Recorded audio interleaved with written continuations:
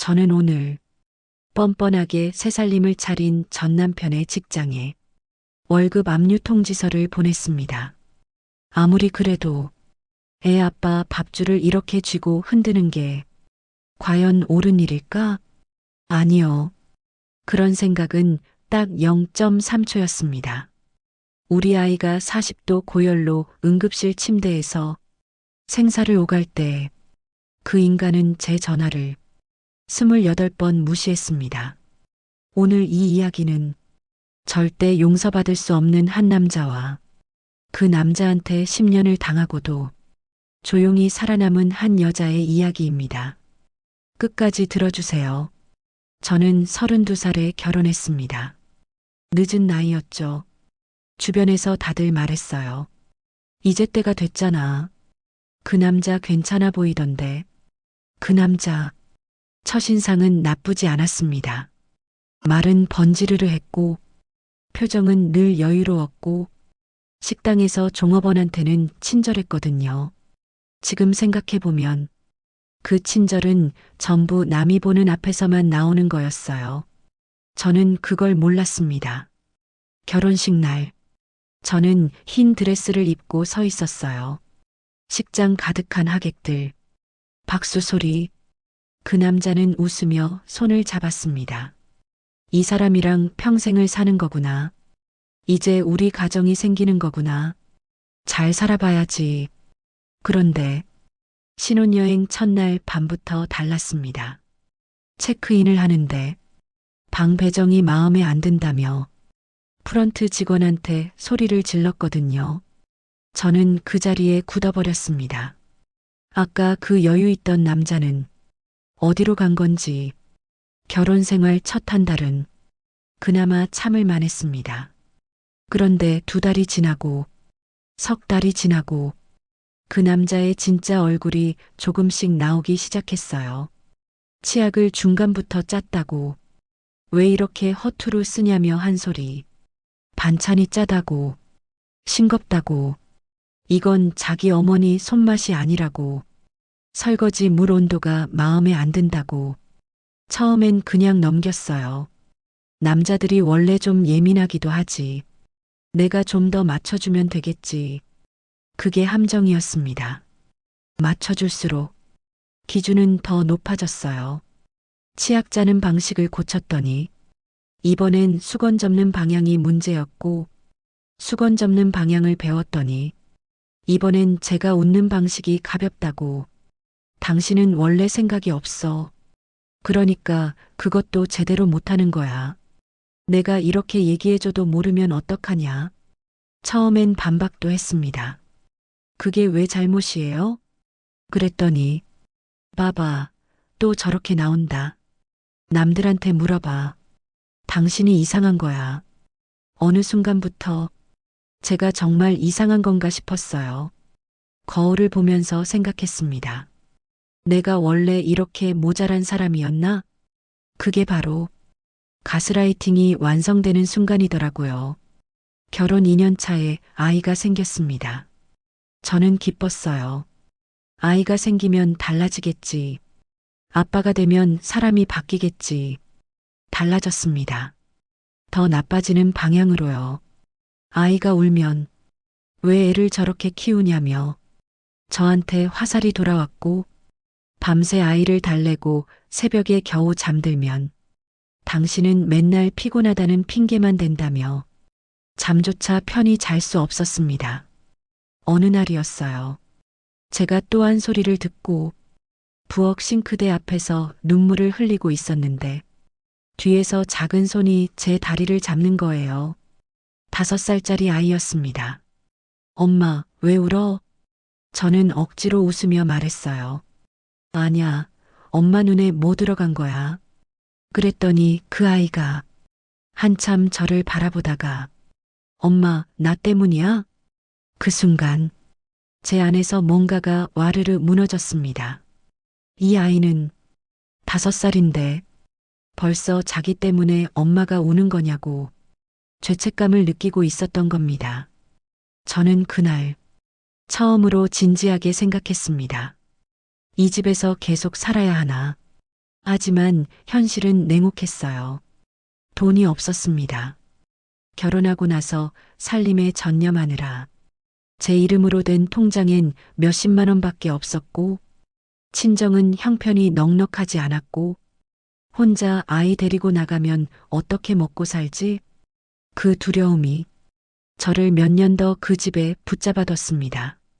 1년이 지나고 또 1년이 지나고 아이는 무럭무럭 자랐지만 그 아이의 눈빛은 점점 초등학교 들어가면서부터는 집에서 거의 말을 하지 않게 됐어요.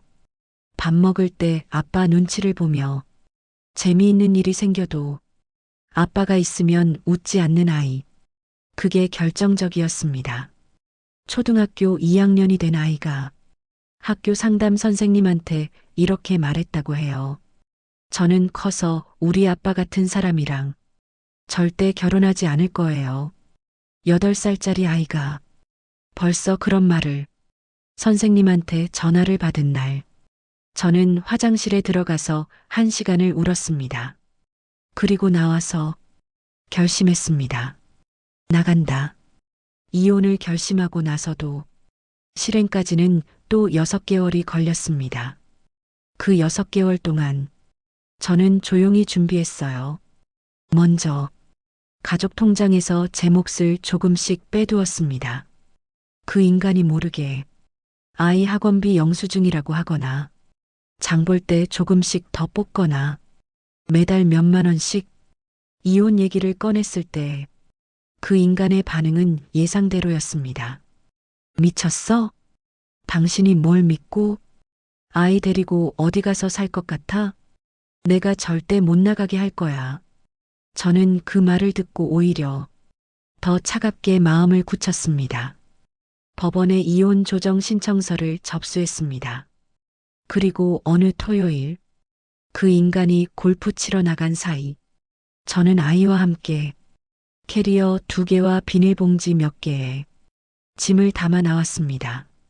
10년 넘게 살던 집, 10년 넘게 참아온 시간, 아이 손을 꼭 잡고 엘리베이터를 타고 내려오면서 이제 다시는 이 문을 열고 들어오지 않겠다. 우리 애한테 눈치 보게 하지 않겠다. 내가 우는 걸 아이한테 들키지 않겠다. 1층 로비에 발을 내딛는 순간 무서웠습니다.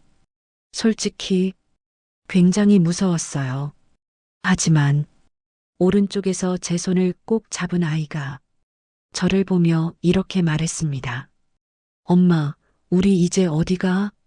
저는 그 말에 웃음이 나왔습니다. 우리 집 가자. 그렇게 저는 맨몸으로 그 지옥 같은 집을 나왔습니다. 통장엔 230만 원, 아이는 초등학교 2학년, 그리고 앞에는 양육비 한 푼 안 보내는 전 남편과 길고 긴 법정 싸움이 기다리고 있었습니다. 이 이야기 여기서 끝이 아닙니다. 다음 챕터에서는 그 남자가 어떻게 재산을 숨겼는지, 그리고 저는 어떻게 그 증거를 손에 넣었는지 낱낱이 말씀드리겠습니다. 혹시 지금 이 영상을 보시는 분 중에 저와 비슷한 상황에 계신 분이 계신가요? 도망치고 싶은데 현실이 두렵고 아이가 걱정되고 그래서 그냥 참고 계신 분, 제가 드리고 싶은 말은 하나입니다. 무너지지 마세요. 저도 무서웠습니다. 돈도 없고 백도 없고 도와줄 사람도 없었어요. 그런데도 결국 이겼습니다. 그 이야기, 저는 캐리어 2개와 아이 손을 잡고 10년 넘게 살던 집에서 뛰쳐나왔습니다. 그런데 나오고 나서가 진짜 시작이었습니다.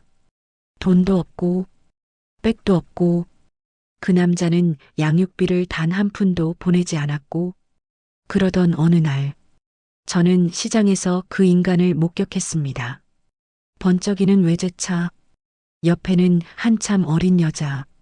그 순간 제 안에서 이성의 끈이 툭 하고 끊어지는 소리가 들렸습니다. 이혼 판결이 나던 날, 저는 법원 건물을 나오면서 울지 않으려고 입술을 꽉 깨물었습니다. 그날 밤 월세 보증금 500만 원짜리 반지하 방. 아이랑 둘이 누워서 천장을 바라봤어요. 이제 어떻게 먹고 살지? 이 아이 밥은 어떻게 챙기지? 내일 당장 뭘 해야 하지? 다음 날 아침, 저는 새벽 5시에 일어났습니다. 아이 도시락을 싸두고 식당 주방 일을 시작했어요. 아침 6시부터 오후 2시까지 주방, 오후 4시부터는 마트 계산대, 저녁 9시에 집에 돌아오면 아이는 혼자 숙제를 하다 잠들어 있었습니다. 그 모습을 볼 때마다 가슴이 미어졌어요. 미안해. 엄마가 이것밖에 못 해줘서 조금만 기다려줘. 전 남편한테 양육비를 요청했습니다. 카카오톡으로 먼저 보냈어요. 아이 학원비가 밀렸어요. 이번 달 양육비 좀 보내줘요. 읽음 표시, 답장 없음. 전화를 했습니다. 2번, 3번, 5번, 6번째에 겨우 받더니 이렇게 말했습니다. 나 지금 사업이 안 돼서 돈이 없어. 당신도 알잖아. 그리고 뚝 끊었습니다. 법원에서 정해진 양육비였습니다. 매달 50만 원. 그런데 그 인간은 이혼 판결이 난 그 달부터 한 번도 보내지 않았어요. 한 달이 지나고 2달이 지나고 석 달이 쌓이고 1년이 됐습니다. 이혼하고 2번째 겨울이었어요. 아이가 학교에서 돌아오는데 운동화 밑창이 절반쯤 떨어져서 신발이 입을 벌리고 있었습니다. 저걸 언제부터 신고 다닌 거지? 왜 말을 안 했을까? 엄마, 오늘 체육 시간에 친구들이 웃었어. 그 말 한마디에 저는 부엌으로 들어가 수도꼭지를 틀었습니다.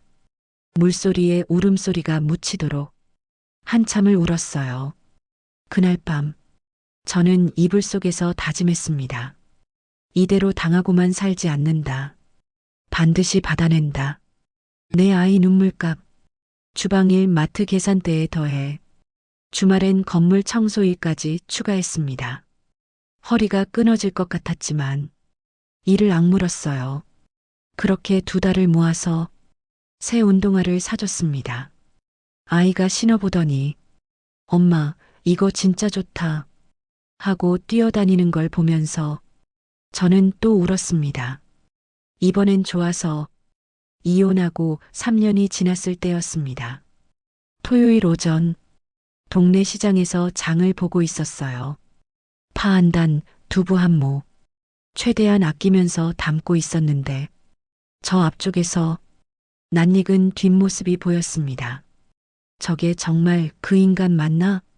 돈이 없어서 양육비를 못 준다던 그 인간이 그 남자 옆에는 한참 어린 여자가 팔짱을 끼고 있었고 2 사람 앞에는 번쩍이는 외제차가 서 있었습니다. 저는 장바구니를 든 채 그 자리에 굳어버렸습니다. 사업이 망해서 돈이 없다던 그 남자, 양육비 50만 원이 없다던 그 남자, 외제차를 타고 어린 여자랑 팔짱을 끼고 시장 구경을 나온 겁니다.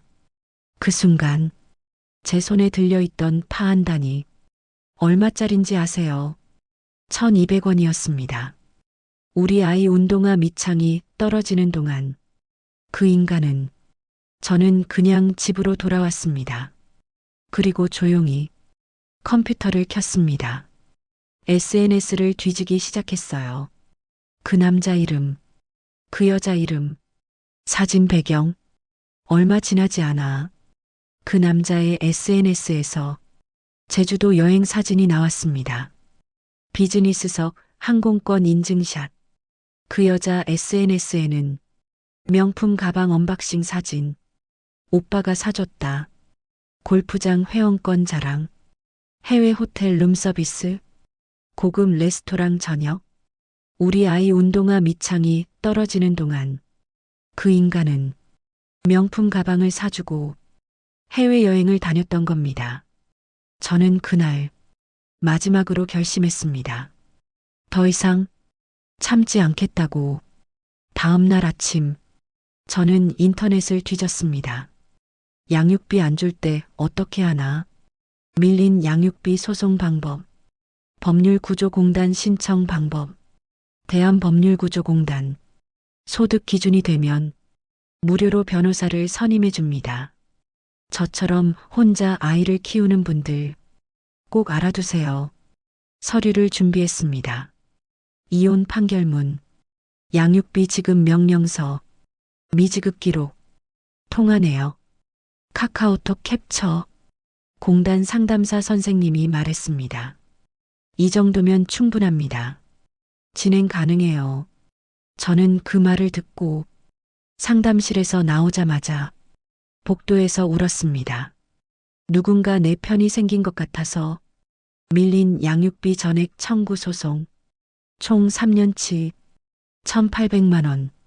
그 인간한테 소장이 도착했나 봐요. 얼마 후 문자가 왔습니다. 이게 뭐야? 당신 지금 나한테 소송 걸었어? 저는 읽고 답장하지 않았습니다. 그런데 그 인간이 호락호락하지 않았습니다. 며칠 후 그 남자 측 변호사한테서 연락이 왔어요. 서울 대형 로펌, 돈이 없다더니. 저 정도 로펌이면 착수금만 수백이 넘을 텐데. 법정에서 그 인간은 이렇게 말했습니다.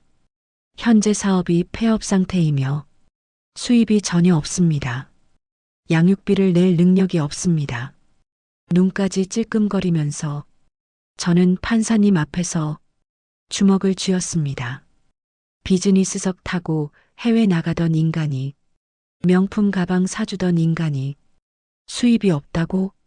알고 보니 그 남자는 소송이 시작되자마자 자신 명의의 재산을 전부 새 부인 명의로 이전해 버렸습니다. 집도, 차도, 사업체도 전부. 이렇게 치밀하게 빠져나가는 인간한테 돈도 없고 백도 없는 내가 무슨 수로 이길 수 있을까? 그 순간 포기하고 싶었습니다.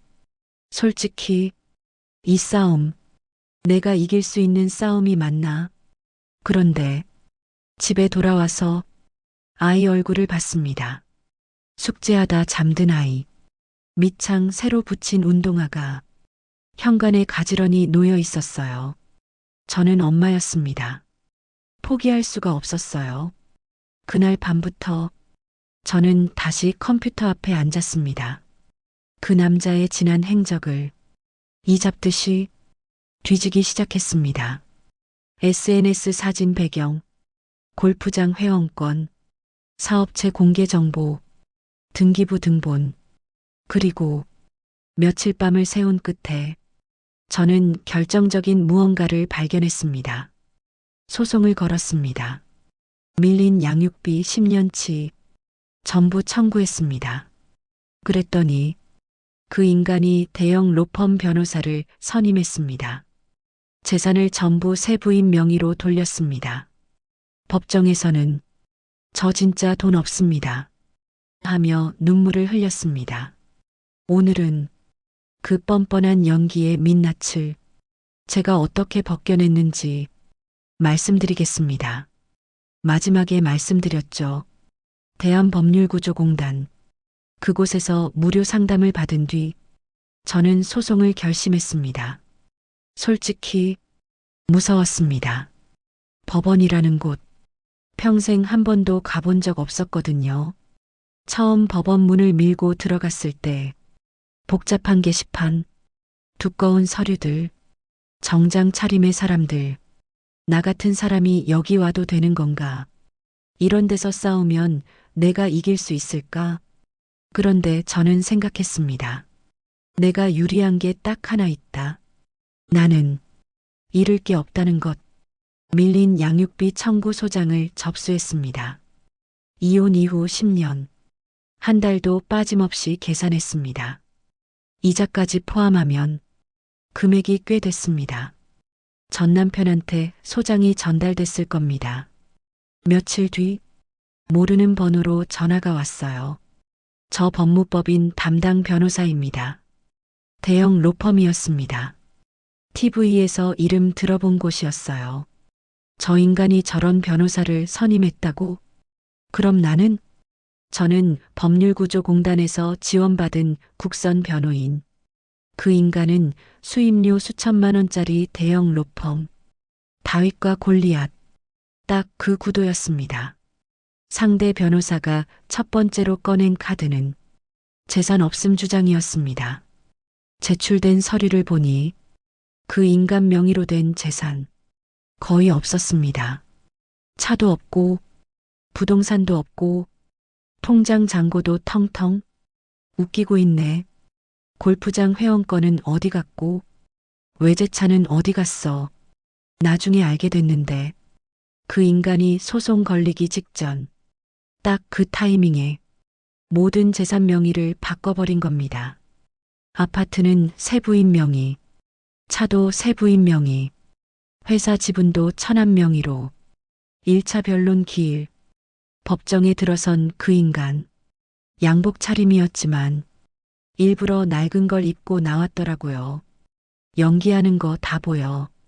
그 인간이 판사님 앞에서 말했습니다. 사업이 완전히 망했습니다. 지금 아르바이트로 겨우 생계를 유지하고 있습니다. 양육비를 드리고 싶은데 진짜 돈이 없습니다. 말을 하다가 눈시울을 붉혔습니다. 판사님이 보는 앞에서 손수건으로 눈가를 닦았어요. 저는 그 장면을 보면서 손이 떨렸습니다. 어제도 골프 치고 지난달에 일본 여행 다녀온 사람이 지금 저기서 눈물을 흘리고 있어. 변론이 끝나고 복도에 나와서 저는 벽에 기댔습니다. 국선 변호인이 조용히 말했어요. 상대가 재산을 다 숨겨버려서 증거가 더 필요합니다. 이대로 지는 건가? 저렇게 치밀하게 빠져나가는데 돈도 없고 백도 없는 내가 무슨 수로 이길 수 있을까? 집에 돌아왔습니다. 아이는 숙제를 하고 있었어요. 저는 식탁에 앉아서 메모장을 꺼냈습니다. 감정은 잠시 내려놨습니다. 지금 내한테 필요한 건 눈물이 아니라 증거입니다. 챕터 2에서 모아뒀던 자료를 다시 폈습니다. 그 여자 SNS, 전 남편 지인들 계정, 골프 동호회 카페 게시글, 골프 동호회 카페에서 전 남편 아이디를 발견했습니다. 최근 글, 골프장 회원권 양도 구합니다. 회원권을 양도 받으려 한다고? 재산 없다는 사람이 골프장 회원권을 사려고? 그 여자 SNS를 더 파고들었습니다. 날짜별로 정리했어요. 3월 오사카 여행, 5월 발리 여행, 8월 제주도, 11월 도쿄, 비행기표, 숙박, 식비, 최소 잡아도 1년에 2천만 원 이상. 저는 그때 재산 명시 신청이라는 게 있다는 걸 알게 됐습니다. 법원을 통해서 상대방의 재산을 강제로 조회할 수 있는 제도예요. 즉시 신청했습니다. 금융재산, 보험, 차량, 부동산, 전부 조회 요청, 조회 결과가 나왔습니다. 명의상 재산은 거의 없었어요. 그런데 딱 하나 수상한 게 걸렸습니다. 그 인간이 대표로 있는 법인, 회사 통장 내역, 매달 일정 금액이 정체불명의 계좌로 나가고 있었습니다. 해시태그 직감, 나레이션 속, 이게 뭐지? 개인 용돈으로 빼돌리는 건가? 아니면 저는 그 법인 등기를 뗐습니다. 사업자 내역, 거래처 목록, 공시된 회계자료, 며칠 밤을 새워가며 들여다봤습니다. 그리고 사흘째 되던 밤, 저는 그걸 발견했습니다. 공시된 매출 자료와 실제 거래처에 청구된 금액이 맞지 않았습니다. 쉽게 말하면 회사 장부에는 매출이 작게 잡혀 있는데 실제로 거래처에서 입금된 금액은 그것보다 훨씬 컸던 겁니다. 차이 나는 금액, 그게 어딘가로 빠져나가고 있었어요. 저는 손이 떨리는 걸 느끼면서 계산을 거듭했습니다. 틀리면 안 됐거든요. 확실해야 했습니다. 맞았습니다. 이건 회사 돈을 빼돌린 겁니다. 비자금, 이중장부. 저는 이 자료를 캡처하고 출력하고 날짜별로 정리했습니다. 파일 두께가 손가락 2마디는 됐어요. 다음 날 아침 국선 변호인을 찾아갔습니다. 자료를 내밀었습니다. 변호인이 자료를 훑어보더니 잠시 말이 없었습니다. 그리고 천천히 고개를 들었어요. 이거 어떻게 찾으셨어요? 며칠 밤 세웠습니다. 변호인이 말했습니다. 이 자료가 맞다면 상대방은 더 이상 버틸 수 없습니다. 저는 그 말을 듣고 변호인 사무실에서 처음으로 안도의 눈물을 흘렸습니다. 버텼다. 포기하지 않길 잘했다. 소송을 시작하고 상대의 재산 은닉 작전에 맞닥뜨렸으며 그 허점을 파고든 결정적 증거를 제 손으로 직접 찾아냈습니다.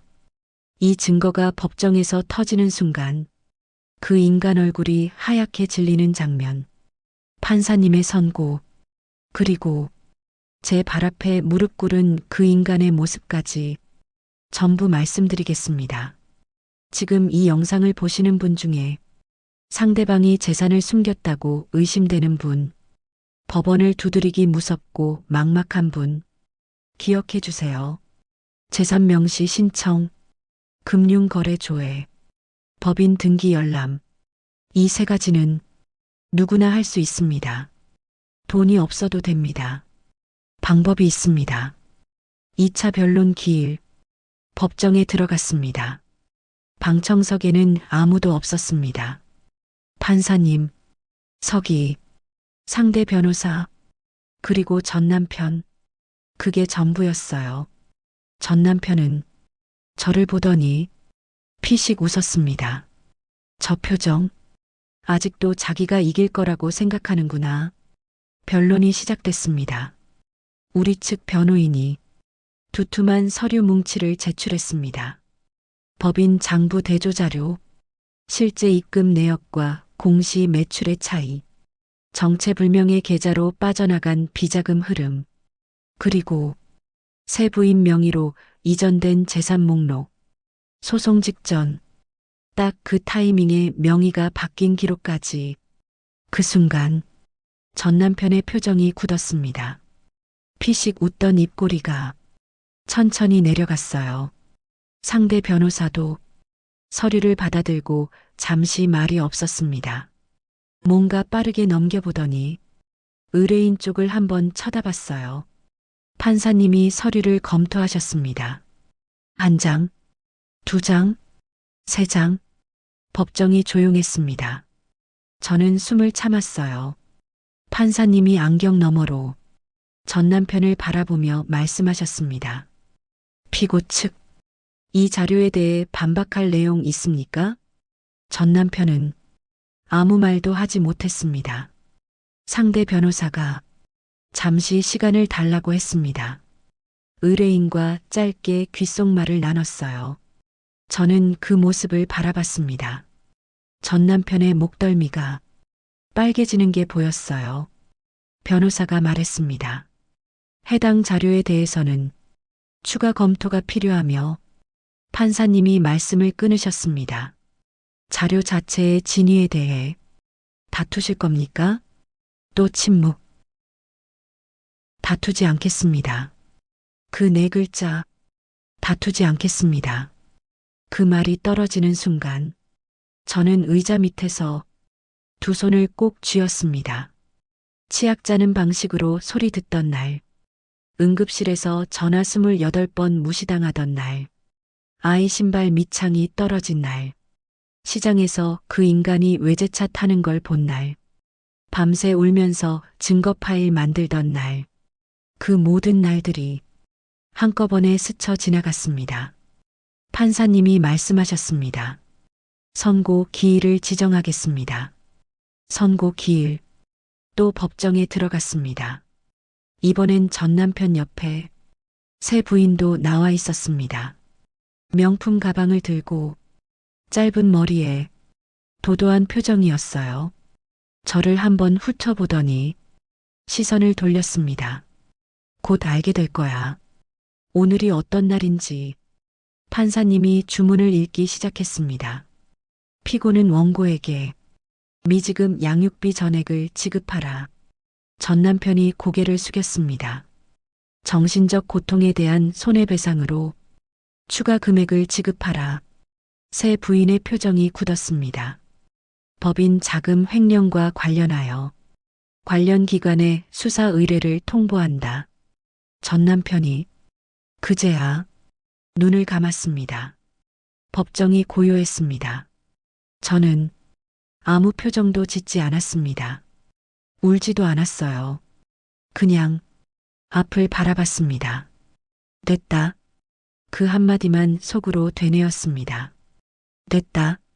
선고가 끝나고 복도로 나왔습니다. 그 인간이 따라 나왔어요.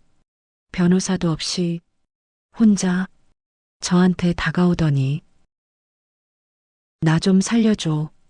저는 아무 말도 하지 않았습니다. 횡령건은 내가 잘못했어. 그냥 넘어가 주면 안 돼? 이 사람이 지금 뭐라고 하는 거지? 살려달라고?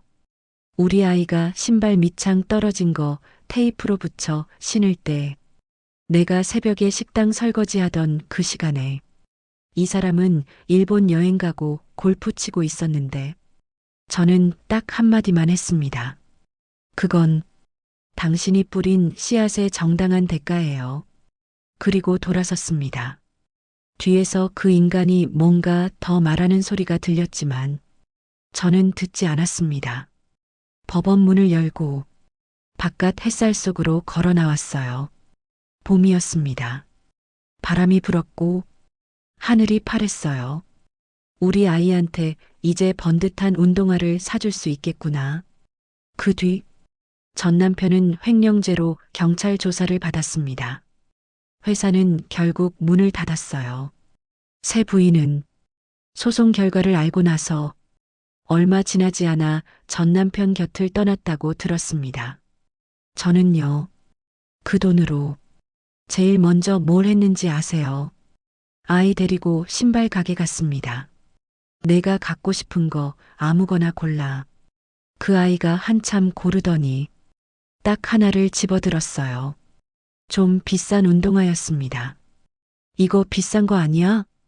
그랬더니 그 아이가 씩 웃으면서 말했습니다. 엄마가 아무거나 고르라며. 저도 웃었습니다. 그날 오랜만에 배꼽 잡고 웃었습니다. 지금 이 영상을 보고 계신 분들께 드리고 싶은 말이 있습니다. 지금 억울하고 막막한 분, 상대방이 뻔뻔하게 거짓말을 하는데 내가 가진 게 아무것도 없는 것 같아서 그냥 포기하려는 분, 포기하지 마세요. 저도 통장에 230만 원밖에 없었습니다. 법 지식 하나도 없었습니다. 그래도 이겼습니다. 지금 아이를 홀로 키우면서 지쳐서 무너질 것 같은 분, 내가 이러고 있는 게 맞나 싶은 분, 맞습니다. 잘하고 있습니다. 아이 옆에 있어주는 것만으로 당신은 이미 충분히 잘하고 있어요. 그리고 지금 결혼 생활이 힘드신 분, 매일 눈치 보며 살고 계신 분, 아이가 주눅 들어가는 게 보이는 분, 이건 당신 잘못이 아닙니다. 하늘의 그물은 크고 성기지만 결코 빠뜨리지 않습니다. 진실은 반드시 제자리를 찾아갑니다. 저는 그걸 몸으로 겪어서 압니다. 긴 이야기 함께 해주셔서 진심으로 감사드립니다. 이 영상이 누군가에게 조금이나마 힘이 됐으면 좋겠습니다. 구독과 좋아요, 그리고 혹시 비슷한 상황에 계신 분, 댓글로 이야기 나눠주세요. 혼자가 아닙니다. 감사합니다.